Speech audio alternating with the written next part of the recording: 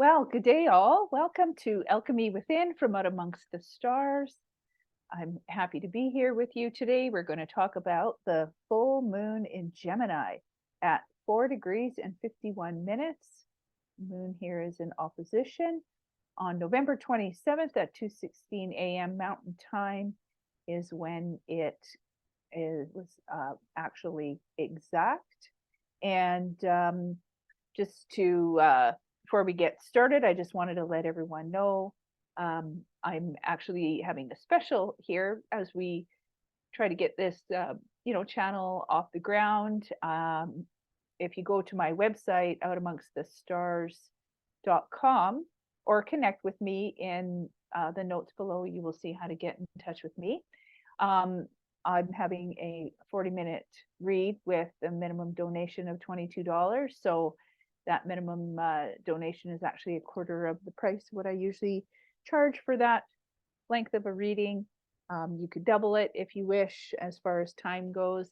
And yeah, we're going to have that special going on from now and all the way through December 2023 before the new year. So take advantage of that. I would love to share with you how some of these transits and your own birth chart is reflecting the archetypes and energies for you. So it helps you navigate through your life so much easier when you kind of know, what's kind of going on in your own natal chart, as well as with the transits that are occurring at the time.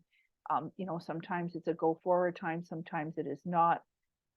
At times it can be very confusing. Sometimes it's time for change, all that kind of thing.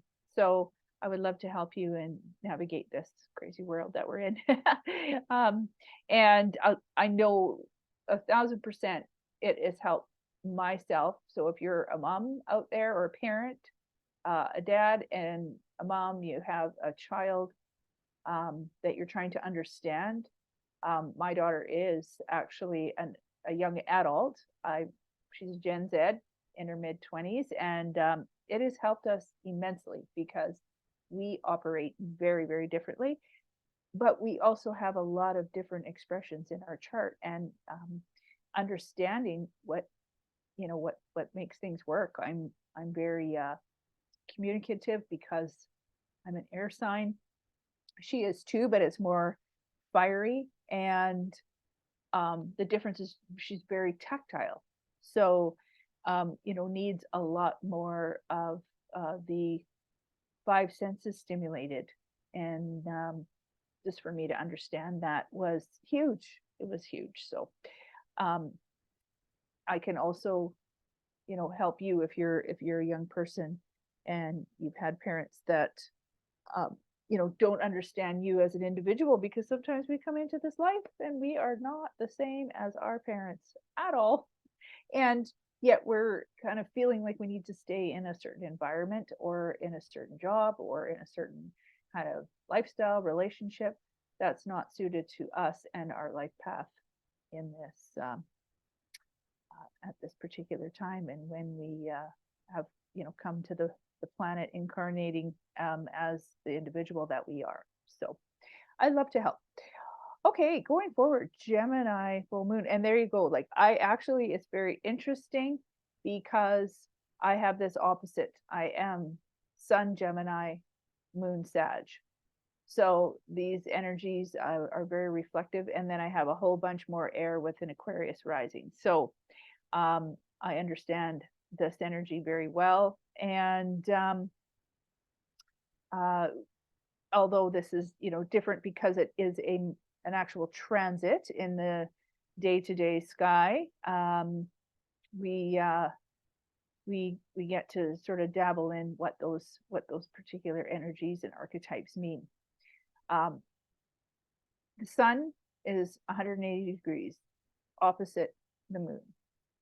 Now, if we go back to when the sun ingressed into Sagittarius, we left the deep, dark, diving in, more psychological, deep water sign of Scorpio. And we now have these three planets that were in Scorpio, during the eclipse time in October. That was in with our full and our new moon in Libra, full moon eclipse with lunar eclipse in Taurus, and then our new moon in Scorpio after that in November.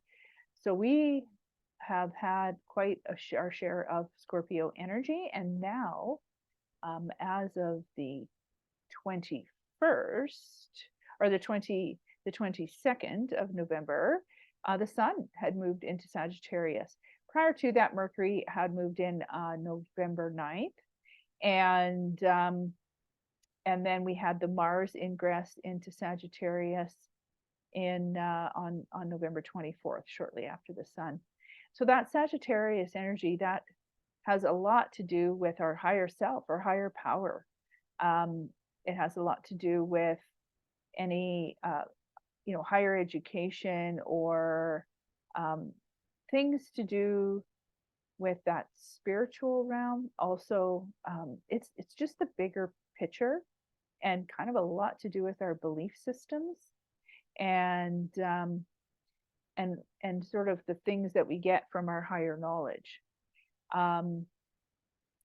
It's really an energy that brings in sort of that divine source, and it's not all the like day-to-day little details.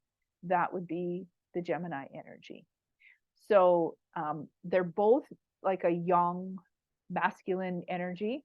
So we have a lot of that, like, we want to take some action with this because, of course, Sag is a fire sign, and Gemini, it's an air sign, and that fire air wants movement. It wants to make things happen. But we all have to understand, first of all, what's kind of in the way of this. And so, we do have that Mars conjunct the sun, which can be, a lot of initiating energy and want us to really move and shake things. But it also can be, a very assertive, aggressive, angry energy. Like people, could be having different ideas about what that Sag house is about, which is, our different faiths and belief systems. However, this Sagittarius is also the archetype of a lot of optimism, a lot of hope, a lot of enthusiasm, expansion, adventure, good fortune, and abundance, and very much about the future, and has a lot to do with morals and ethics. It's just because we are in that, we have that Mars assertive, like, I want to assert my will. This is, that's what gets you moving when your feet hit the ground type of drive, and it's in opposition to a very emotional moon that wants to kind of go out and get the details.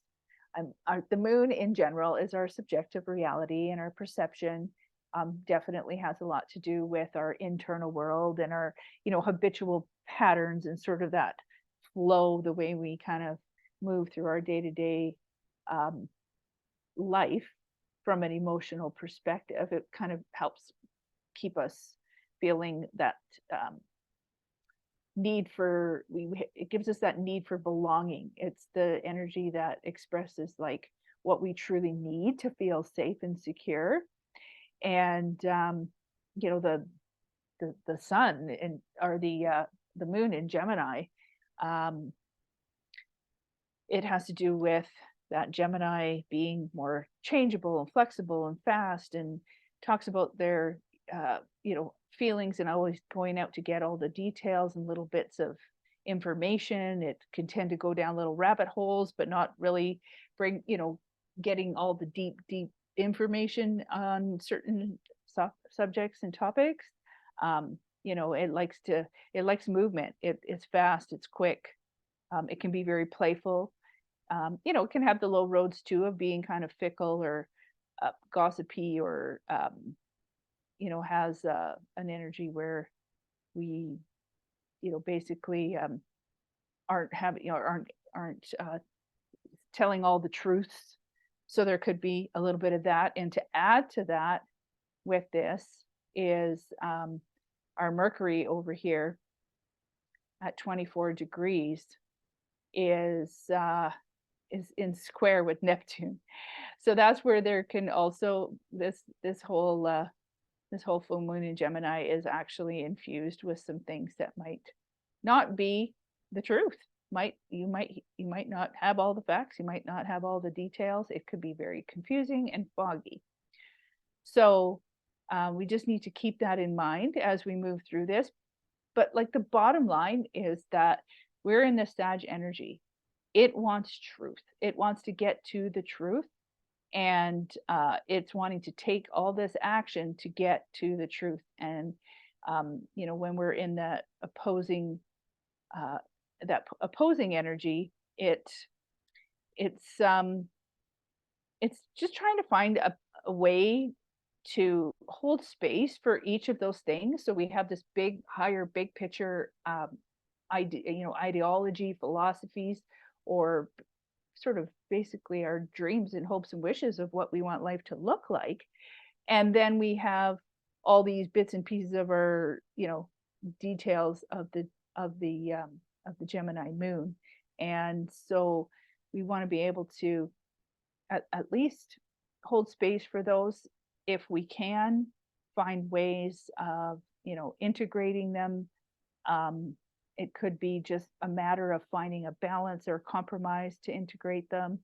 And some way, there just has to be some sort of ending of some certain thing that's been going on, or a different way of doing and letting go of certain things, because it is a full moon and that we've reached a culmination point. And we have to also look at the areas in your chart. So this particular chart is set with the Aries first house. So you would see then, if this were you and you were in Aries rising, you would see that your Gemini is in the third house and your Sagittarius in the ninth house. And a lot of actually the ninth house themes have some similarities to that Sag energy. There's a lot of positivity as well, with those particular, both those signs. They're not typically known. They're kind of lighthearted. They're kind of the one who likes to have fun. I mean, the Sagittarius is all about the party. It's ruled by Jupiter. Gemini is ruled by, the chatty information sign of Mercury. So in the big picture, this is just us really paying attention to the information that's out and about, because there's another huge factor of this, and that's this T-square with Saturn. So we have all this information, we want to move forward, we want to do the thing, and we have all this limiting, restrictive, boundary setting, very responsible energy of Saturn in the mix. It wants to really put the brakes on. And we have the Mars that wants to go with it. And that can feel very, very frustrating, because it also can make us very impulsive or reactionary or irritated with what is going on. And because we might have these certain ideologies of what way the world should be, especially with the chaos and all that's been going on.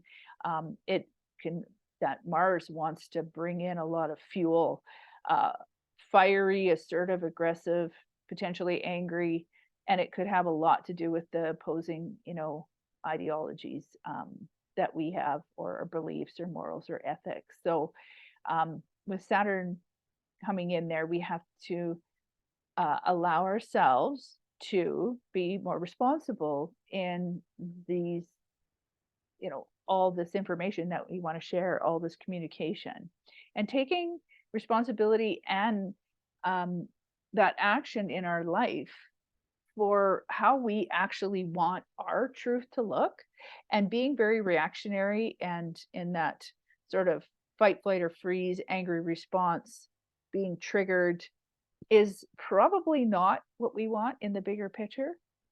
So if you're feeling like you're getting faced with something with this, whether it's at work or in your family dynamic or any relationship or whatever it may be, it's time to just take a pause, it's take a breath. And the Sagittarius energy allows us to put on the observer lens. It allows us to get to that higher perspective.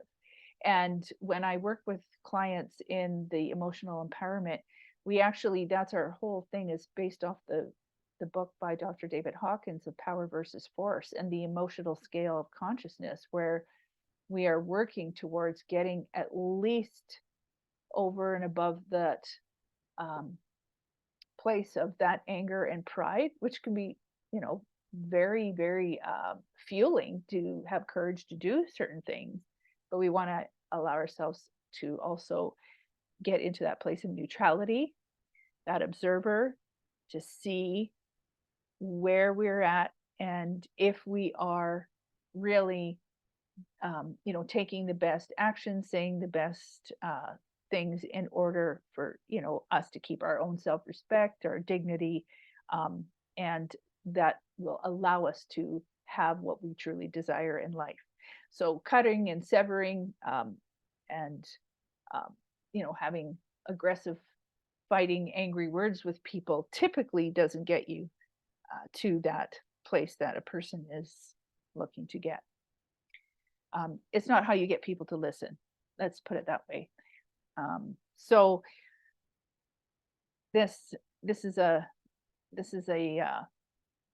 very frustrating full moon in some ways, because we have this, basically, like, our action oriented can be aggressive Mars, and in conjunct the sun, that thing, the energy archetype that brings us all the vitality we want in our life, and then we're getting it totally shut down by coming up to some limitation or boundary we have to set in Saturn.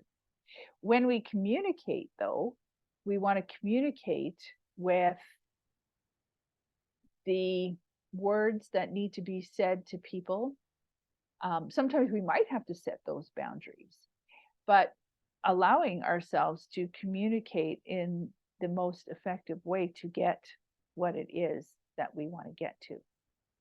And knowing that Gemini moon, it has a duality to it. So I guess this might be a time to get to understand that we want to, rather than the shadow side of the Gemini twin, we want to express that most highest expression of the Gemini. And so now there is a certain thing where we can actually be taking action in a more disciplined, task oriented, hardworking, sort of orderly, step-by-step, productive way for the long-term gratification of what it is that we want in our life.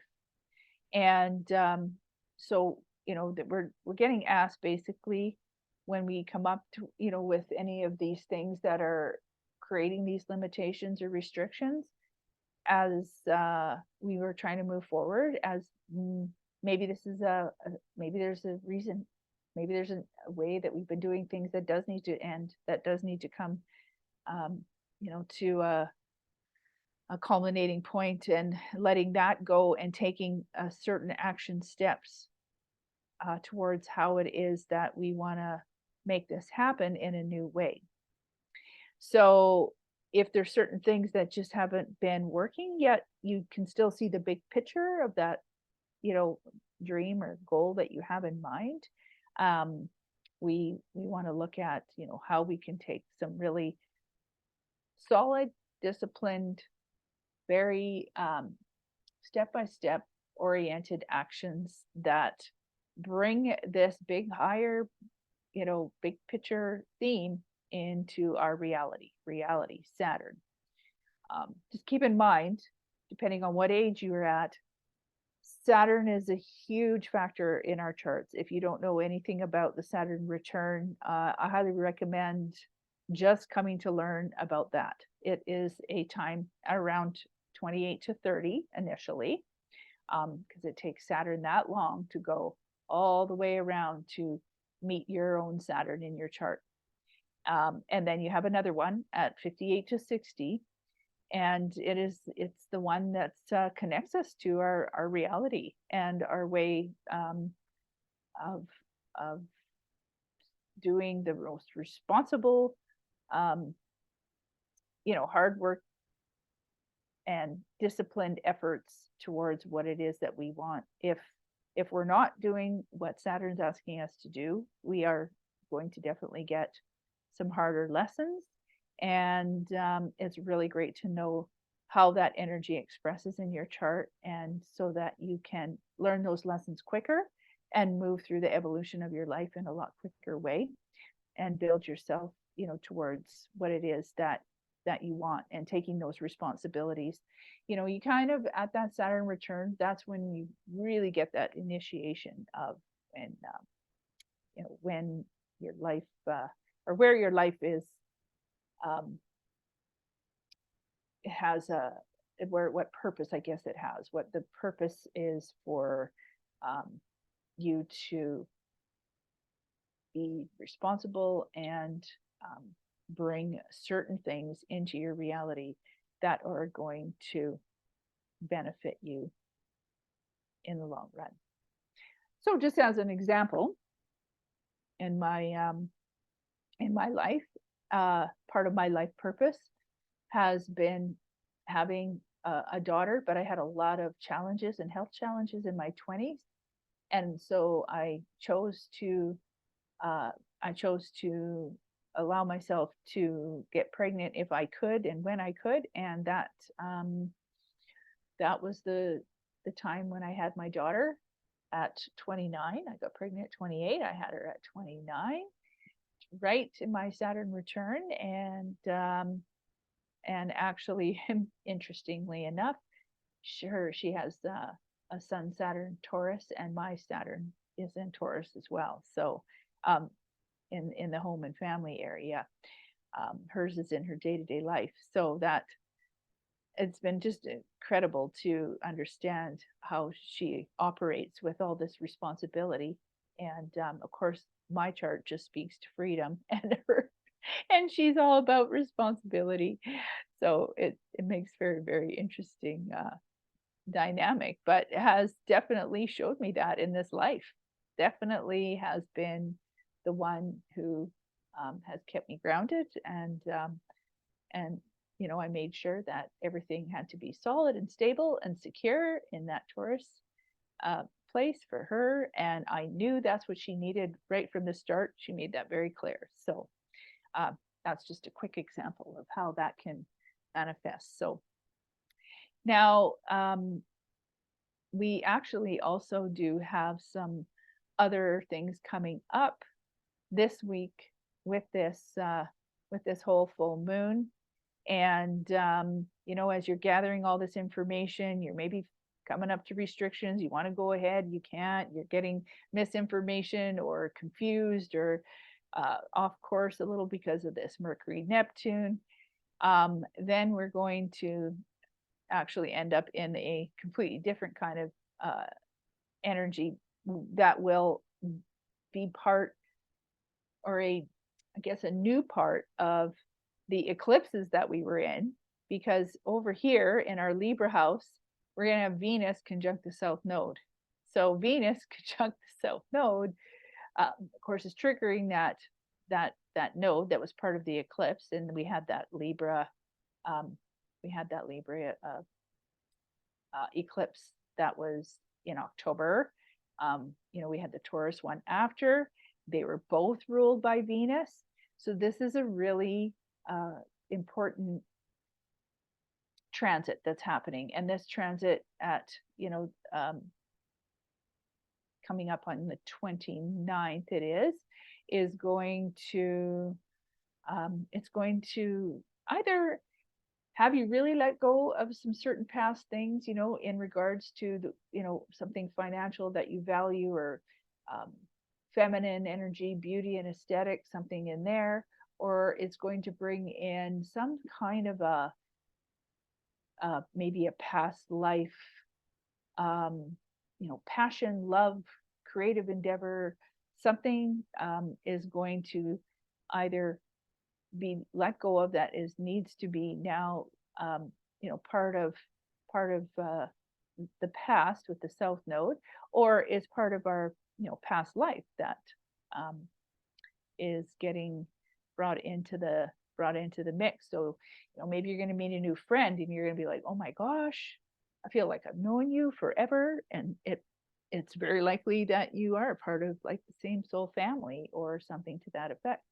and they are meant to come into your life and be in this life path with you. So there's a couple of different ways that that can express, but just know that if something feels like it's got to leave or somebody comes in, it's definitely fated. That's a definitely fated event for sure.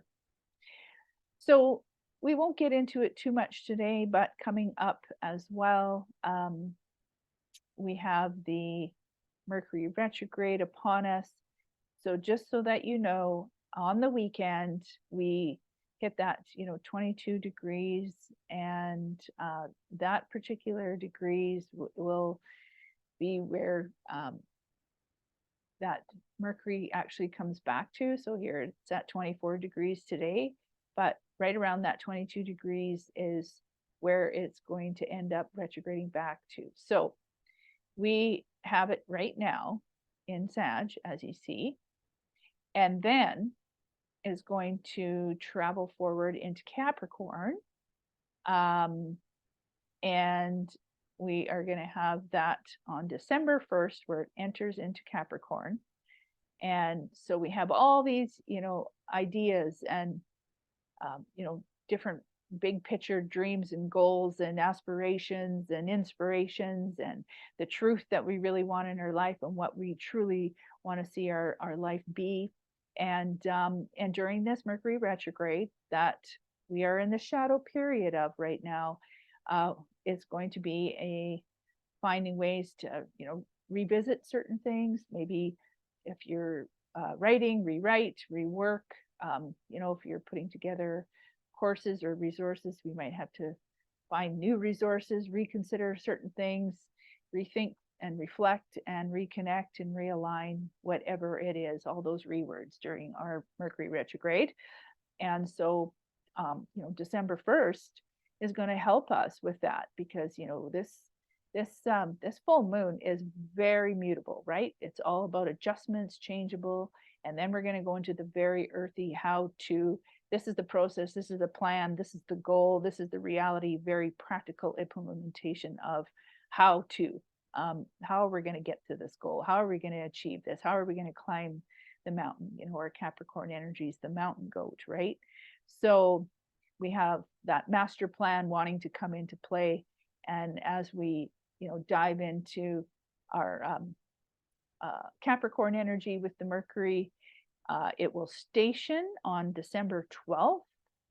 And, this is, of course, where we're going to see all the variety of things that may come with the Mercury retrograde if you are trying to push against it. So, just be mindful of that. It's not like every little thing goes sideways or you have to completely stop life or anything.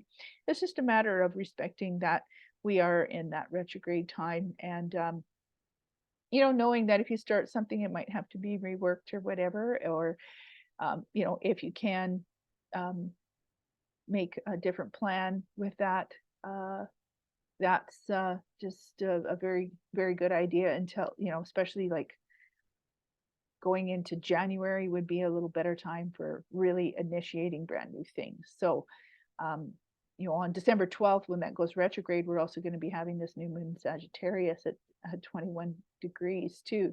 That's when the moon catches up with the sun there, and that'll be the beginning of some new things. But it's going to allow us that opportunity to take a look at our bigger picture, right? And what what we've seen come in for the delays, and maybe know that some of these delays that Saturn's brought in are actually for the best. We might find that out later in January. So the new moon in Sag is that opportunity to,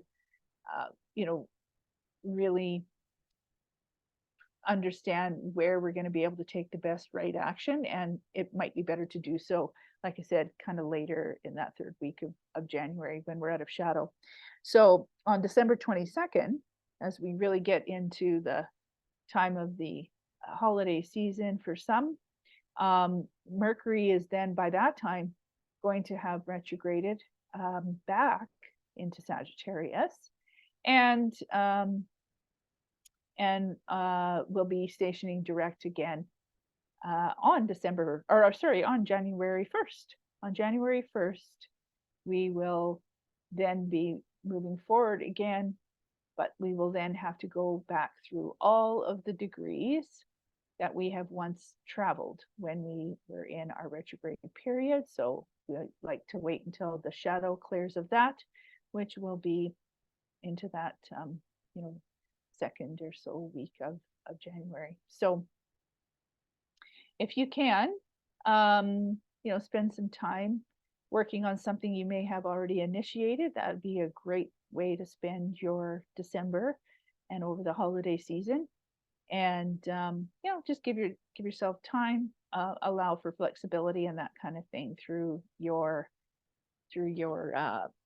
holiday season with travel plans and that kind of thing, because there could be some delays or unexpected things that come up in that regard. And during that too, we are going to have our Capricorn winter solstice on the 21st of December, and so that's a great time to sort of reflect on what's to come for 2024. What are you going to really take action on? Because 2024 will be a whole new year, whole different year in itself, and we are really going to start to ramp up this Pluto going into Aquarius. That's huge. That's a whole different energy than our structure. All of our different corporations and big business and all the different health systems and all those different structured type things that are in our world are going to see a whole, and the hierarchy, the patriarchy, the power over kind of, it has a whole different energy than the Aquarius, which is about the community and individual, and it's the humanitarian, and it's the one that wants to do the grassroots up. So we're going to see a lot of shift with that, and we'll be talking more about that and talking more about this little aspect here with Jupiter and Uranus as they come closer and closer together in Taurus in the spring. So I hope that everybody got some insights. We'll talk more about the different aspects as we go along. We may have another collaboration again for our new moon. And if things work out, and where we can, maybe pull some cards on that, we'll see. I know that that's a nice combination. But in the meantime, if you so choose, you can connect with me through my email, which will be listed below, or through the website. The best way right now is through the email, and we could set something up so that you can look at your particular chart in this 40-minute kind of donation based, $22 US minimum. That's a quarter of the price that I usually have when people go to the website, and we can have a look at your chart. I love to help. I love to give as much information as possible in the time frame. Sometimes it's too much, so we can work together at your pace and go through what the most important things are for you in this period of time with these particular energies in the sky. So until next time, thank you very much for being here. I appreciate all of your likes and shares and comments, and please be kind. Please, you know that as within, so without, as above, so below, knowing that all this energy in the world is to initially starts with us. So how can we change how we feel inside? So thank you, and bye for now.